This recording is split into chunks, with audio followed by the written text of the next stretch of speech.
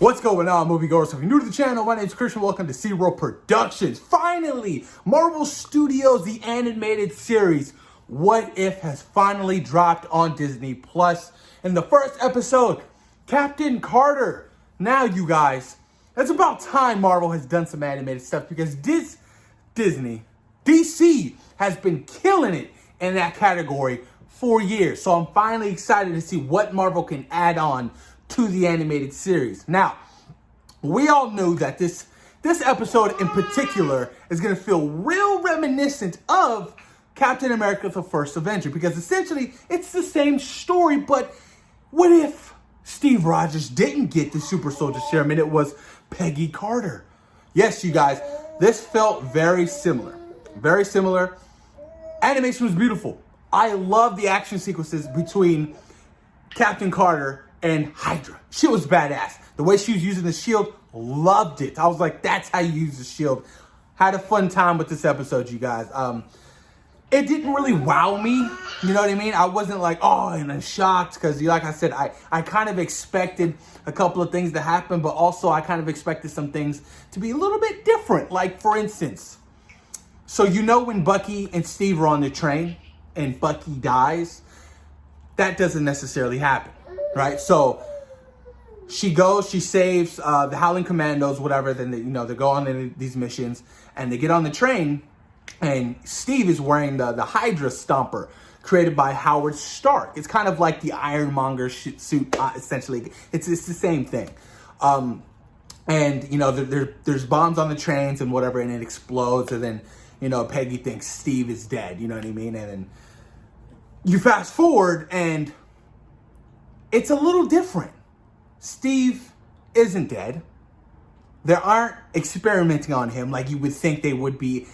Like, I kind of would like if they went down the route of Steve was Winter Soldier. Like, him getting captured by Hydra and them experimenting on him. Because they got Bucky. Bucky's back. Bucky's fine. But he was never captured. So I'm like, interesting. So you're telling me the Winter Soldier doesn't necessarily exist within that multiverse? Okay, that's cool. All right. The Red Skull dies by this big ass Shumagorath type villain at the end of the show. I was like, is that Shumagorath? I was like, I don't really necessarily know who that is, but it was coming out of this portal using from the Tesseract. I was like, oh, okay. So he gets squished, and Peggy sacrifices herself. We have this dance, and she's interacting with Steve, and like, I'll see you Saturday. And then you flash forward 70 plus years later, the war is over. She comes out of this portal, but it's from the portal from the first Avengers movie. You know what I mean? At the beginning of the movie, they're at the the shield station or whatever. That's where Loki shows up. So instead of Loki coming out that motherfucker, it's Peggy Carter, and she's like, with her sword or whatever. And she encounters Nick Fury and Hawkeye, and he's like, sir, that's Captain Carter.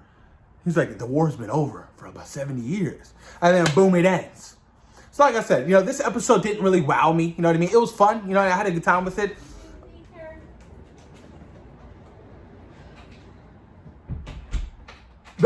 Like I said, it was fun. I had a good time with it. It wasn't nothing crazy. Animation was dope. Like I said, this What If episode wasn't one of the episodes I was like really excited for. You know what I mean?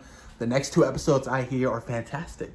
You know what I mean? After seeing the early reactions to the show, a lot of people were saying, oh, well, the season premiere is like, it's okay, it's whatever, you know what I mean? But the next two episodes are bangers, you know what I mean? Because people who got the screenings got the first 3 episodes of the series. So I'm excited to see what's going to happen in these next 3 episodes.